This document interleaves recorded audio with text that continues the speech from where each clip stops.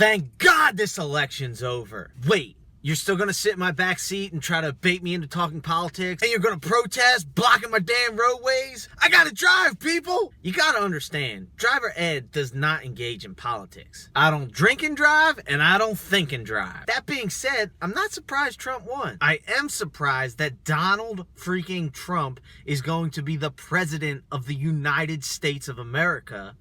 But I'm not surprised at the unexpected result. Trump's entire campaign, they were getting it wrong. Yet people still listened. If every time you got into an Uber and every time the Uber took you to the wrong destination, would you still use Uber?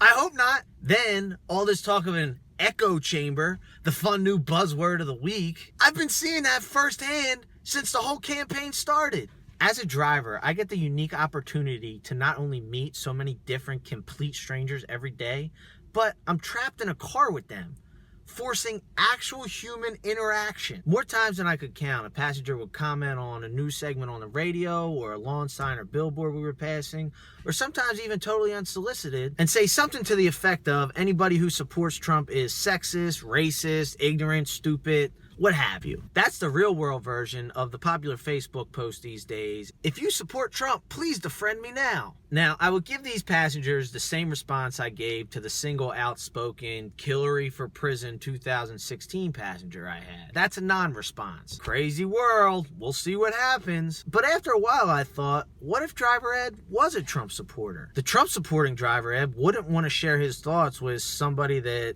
just called him racist, stupid, ignorant, yada, yada, yada.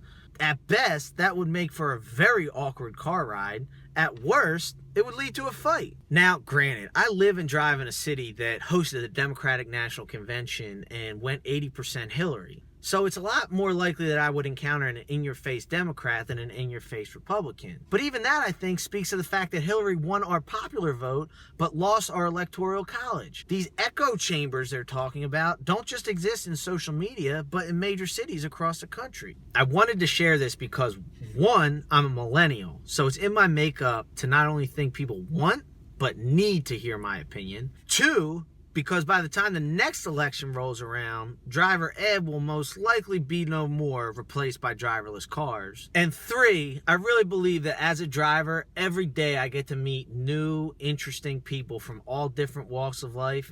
And if I'm so lucky that they want to conversate, I get the opportunity to learn that much more about the world we live in. My boy Mr. Rogers carried a note in his pocket all his life that read, "There isn't anyone you couldn't learn to love once you've heard their story." So instead of doing the mannequin challenge for today's episode, which I was planning on and did try and failed miserably, I wanted to post this and just challenge anyone who's having a hard time understanding the other side to have a conversation with somebody who has a different opinion than you. Hell, drive Uber or Lyft for a weekend, or just ride around the city in one of them Uber pools. I guarantee you're going to find out something new, and it's going to give you a little more hope and a little less hate. I'm Driver Ed. Thanks for watching as always. And until next time, I think this weekend more than ever, whether it's celebratory or sad, don't drink and drive.